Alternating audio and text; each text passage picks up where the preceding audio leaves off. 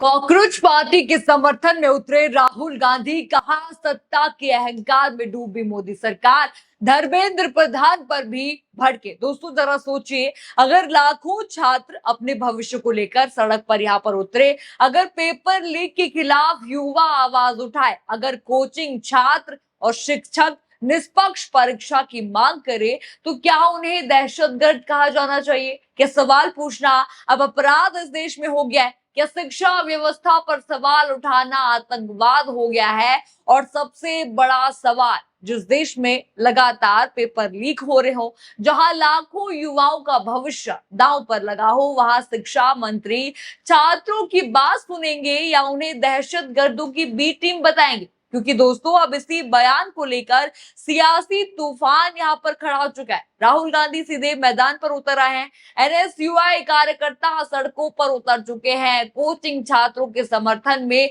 विपक्ष जो है खुलकर खड़ा दिखाई दे रहा है। और अब शिक्षा मंत्री धर्मेंद्र प्रधान से इस्तीफे की मांग भी तेज हो चुकी है। आज के इस रिपोर्ट में मैं आपको बताऊंगी आखिर धर्मेंद्र प्रधान ने ऐसा क्या कहा जिससे बवाल मच गया। दहशतगर्दों की बी टीम वाला बयान किसके लिए था?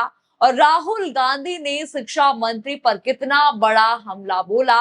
क्यों छात्र संगठन सड़कों पर उतर आए हैं? और आखिर इस पूरे विवाद का राजनीतिक असर क्या पड़ सकता है? तो वीडियो आप आखिर तक यहाँ पर जरूर देखिएगा। नमस्कार, मैं हूँ राधा राणा और आप देख रहे हैं पीआरबी। चलिए शुरुआत करते हैं उसी बयान से। यहाँ पर शुरुआत करते हैं जिसने पूरे देश में नई बहस इस वक्त छेड़ दी है। सबसे पहले जरा ये बयान मैं आपको बता दूं जिससे बवाल शुरू हुआ। एक इंटरव्यू में धर्मेंद्र प्रधान से पूछा गया कि जंतर मंतर पर कोचिंग छात्र और कॉकरोच जनता पार्टी नाम से प्रदर्शन कर रहे लोगों के आंदोलन पर उनका क्या कहना है।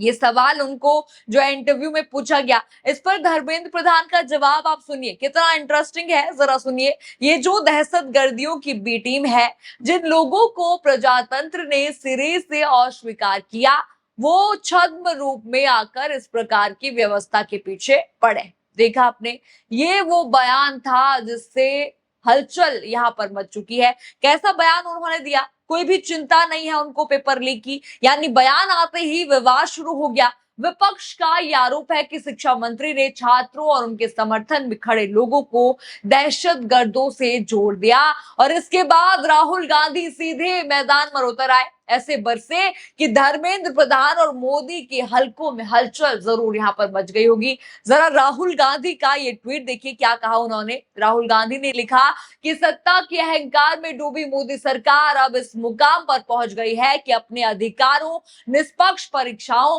और सुरक्षित भविष्य की मांग करने वाले छात्रों को ही शिक्षा मंत्री आतंकवादी कह रहे हैं। जरा सोचिए, जिसकी नाकामी से इतने पेपर लीक हुए, जिसके राज में 20 बच्चों ने जान दे दी, जिसने करोड़ों युवाओं का भविष्य अंधेरे में धकेल दिया, वो आज पीड़ित बच्चों और उनकी आवाज उठाने वालों को दहशतगर्द बता रहा है। पर ये कोई नई बात नहीं है। अन्नदाता किसानों को आंदोलन जीवी और परजीवी कहा गया, ये यहाँ पर राहुल गांधी ने लिखा। उन्होंने आगे लिखा कि सवाल पूछने वालों को एंटी नेशनल यहाँ पर कहा गया और अब युवाओं को दहशतगर्द कहा जा रहा है। जो भी सरकार से सवाल पूछे उसे देशद्रोही बता दो, यही इनकी राजनीति है। धर्मेंद्र प्रधान जी, देश के करोड़ों युवाओं से तुरंत माफी मांगिए और अपनी नाकामियों के लिए इस्तीफा दीजिए। देखा आपने कैसे युवाओं के समर्थन में राहुल गांधी यहाँ पर आ चुके हैं। राहुल गांधी ने साफ साफ माफी और इस्तीफे की मांग यहाँ पर धर्मेंद्र प्रधान से की है। उनका कहना है कि शिक्षा मंत्री को युवाओं को दहशतगर्द कहने का कोई भी अधिकार नहीं है।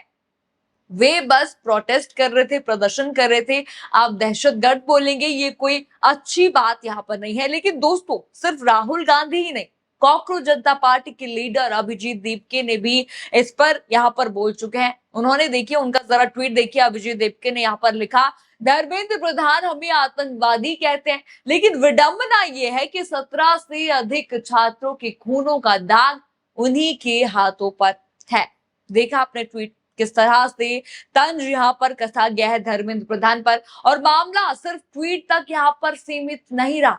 धर्मेंद्र प्रधान को एनएसयूआई कार्यकर्ताओं ने काले झंडे दिखाकर विरोध दर्ज कराया और ये आज की ही वीडियो है, आज की ही यहाँ पर प्रदर्शन है। यानी विरोध अब सोशल मीडिया से निकलकर सड़कों तक पहुंच चुका है। यानी आपने देखा, अब कोई भी चुप बैठने वालों में से यहाँ पर नहीं है। आप कुछ भी कहेंगे तो ये बच्चे अब सुनने वालों में से नहीं है और ये चुप नहीं बैठेंगे पेपर लीक पर।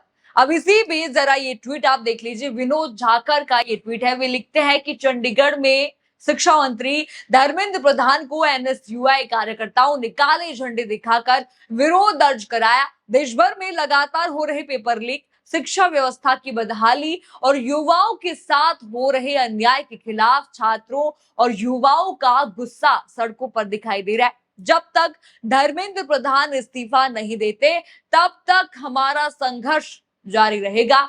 यानी कि आपने देखा, यानी विपक्ष और छात्र संगठन दोनों अब एक ही मांग कर रहे हैं, जवाब दो या धर्मेंद्र प्रधान इस्तीफा दो। ये दो ही सवाल अब बच्चे कर रहे हैं। और दोस्तों, छात्रों का सवाल भी यहाँ पर लाजमी है, लाजमी यहाँ पर लगता है ये सवाल। अगर आप शिक्षा मंत्री हैं, अगर आपके कार्यकाल में लगातार पेपर लीक हो रहे हैं, अगर भर्ती परीक्षाएं विवादों में हैं, अगर लाखों युवा सड़कों पर हैं, तो फिर जिम्मेदारी कौन लेगा?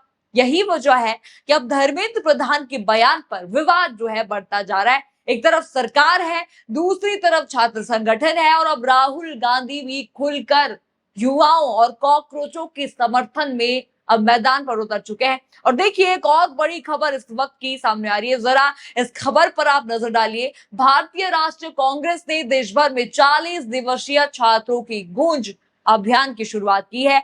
23 जून से देश के 28 शहरों में छात्र संपर्क अभियान चलाया जाएगा, जबकि 1 अगस्त को कलेक्ट्रेट घेराव और 9 अगस्त को दिल्ली में संसद घेराव का कार्यक्रम प्रस्तावित है। पूर्णिया सांसद पप्पू यादव ने ग्वालियर में प्रेस कॉन्फ्रेंस को संबोधित यहाँ पर किया। ये संबोधित करते हुए उन्होंने कहा, देखा आपने कितनी बड़ी खबर ये इस वक्त की है। देखिए, यानी कि अब तो घोषणा भी हो चुकी है, तारीखें भी दे चुकी है, यानी साफ है कुछ बड़ा होने वाला है। एक तरफ कॉकरोच है, जेनजी है, हार नहीं मान रहे हैं, दूसरी तरफ राहुल गांधी ये कह रहे हैं कि धर्मेंद्र प्रधान माफी मांगो। और अब देखिए, पप्पू यादव ने भी 30 जून से प्रोटेस्ट की घोषणा कर दी है। यानी कि मोदी सरकार के खेमे में हलचल यहाँ पर मच जरूर गई होगी। अब देखना ये दिलचस्प होगा कि क्या धर्मेंद्र प्रधान अपने बयान पर सफाई देंगे, क्या वे माफी मांगेंगे, या फिर ये विवाद और भी बड़ा राजनीतिक मुद्दा बन जाएगा। आपकी क्या राय है? क्या छात्रों की आंदोलन को दहशतगर्दों की बी टीम कहना सही है, या फिर शिक्षा मंत्री को अपने बयान पर माफी मांगनी चाहिए, उन्हें अपने पद से इस्तीफा देना चाहिए? आपको जो भी लगता है हमें कमेंट करके अपनी राय जरूर बताइए। वीडियो आपको पसंद आई हो तो वीडियो को लाइक करें, शेयर करें और चैनल को सब्सक्राइब करना बिल्कुल मत भूलिएगा। और बने रहिए पीआरबी के साथ। धन्यवाद।